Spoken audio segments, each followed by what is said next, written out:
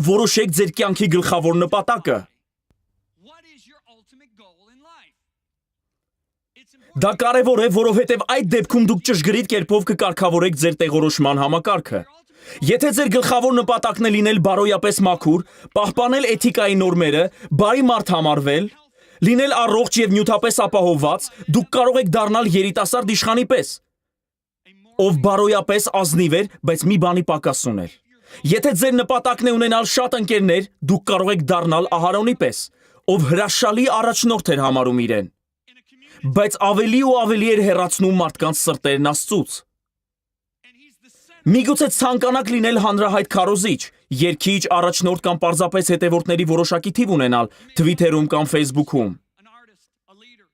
Դուք կարող եք հասնել դրան, բայց ավարտել ինչպես Ոզիա թագավորը, ով լինելով ամենահայտնի մարդն Իսրայելում, մահացավ մեկուսացման մեջ։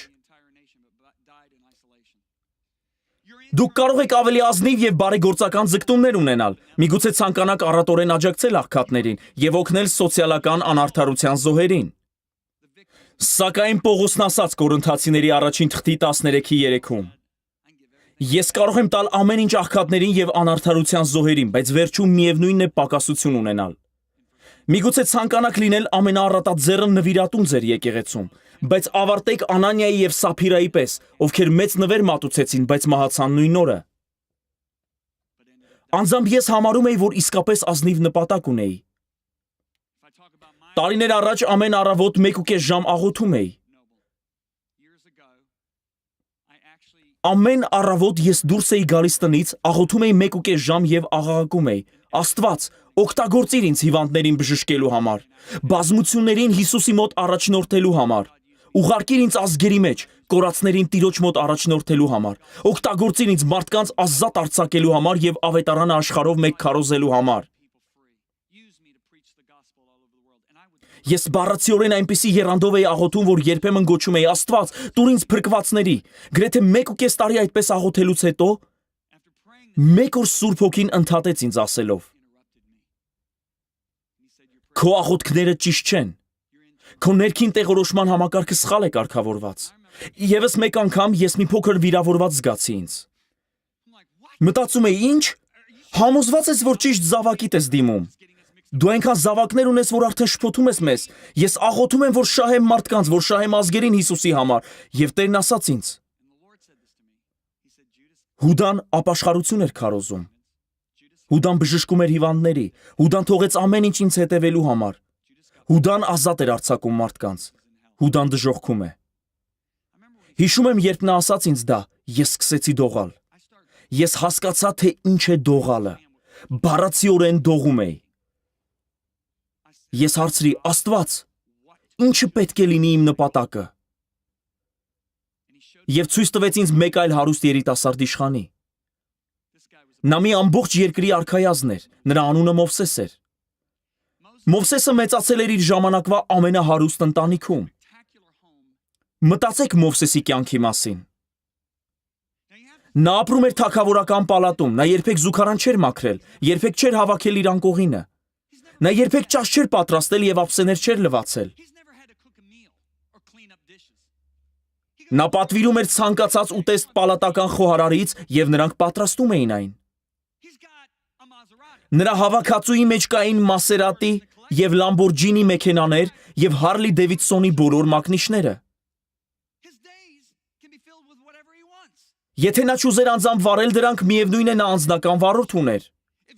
Նրա օրերը լինում էին այնպես, ինչպես նա ցանկանում էր։ Եթե նա ցանկանար մրցույթ կազմակերպել, կարող էր մրցության օր որոշել։ Եթե ուզեր բանակ առաջնորդել, կարող էր պատերազմի գնալ։ Նա ամենանախանձելի ամուրին էր ամբողջ երկրում։ Նա կարող էր ունենալ ոչ միայն զուգընկերուհիներ, այլև մի քանի կին կամ մի ամբողջ հարեմ։ Նա կարող էր ունենալ ինչ ցանկանար։ Հավանաբար նա ամենաբախտավոր մարդկանցից մեկն էր ամբողջ մոլորակում, որովհետև ոչինչ արգելված չէր նրան բացի գահից։ Իսկում է այն պետք, ով է ցանկանում օրը 24 ժամ անհանգստանալ երկրի համար։ Ես ստանում եմ բոլոր առավելությունները եւ կարող եմ ոչինչ չանել։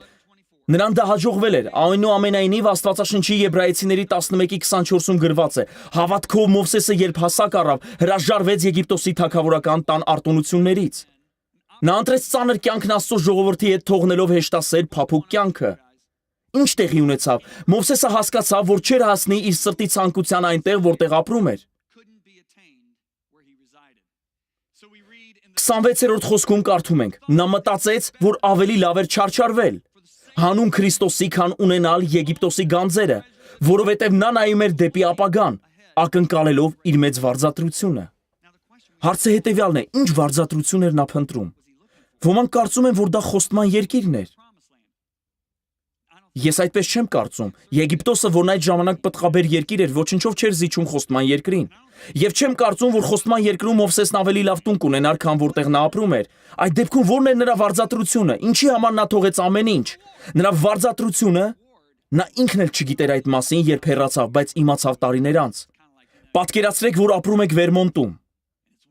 Ձմեռ է, իսկ դուք ատում եք ցուրտը։ Եվ մտածում եք, ես հարավ կգնամ, ես ուզում եմ լողափում լինել։ Դուք ընթանում եք I-95 մայրուղով, հասնելով Վիրջինիա, դուք բենզալցակայան եք մտնում, որտեղ Palm Beach լողափի մի պաստառ եք տեսնում։ Դուք հասկանում եք, որ հենց այդտեղ եք ցանկանում գնալ։ Եվ կարգավորում եք տեղորոշման համակարգն ու ճանապարհվում Palm Beach։ Մովսեսը հեռացավ Եգիպտոսի արքունիքից իմանալով, որ այնտեղ չէր կարող գտնել այն, ինչին ձգտում էր։ Բայց նա հայտնաբերեց իր նպատակը միայն տարիներ անց, երբ հանդիպեց Աստծուն մորենու մոտ։